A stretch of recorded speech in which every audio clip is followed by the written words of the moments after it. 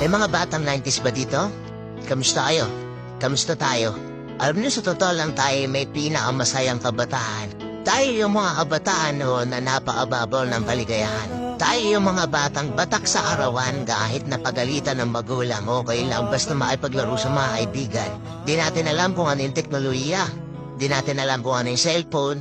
Di natin kilala si Coco Melon. Puntayin na tayo sa mga laruan natin at sa kung ano yung meron. Tayo yung mga batang halos makompleto natin lahat ng laruan sa Jollibee at McDo. Bumibili tayo ng tig-pipisong laruan baka sakaling may laruan dun sa loob. Naalala nyo? Noong mga panahon, naghahanap pa tayo ng gagamba kung saan-saan. Naghahanap tayo ng mga sahan ng puno para maipaglaro ng baril-barilan. Kukuha tayo ng gulong sa tabi-tabi tapos pagugulumin lang natin kung saan-saan.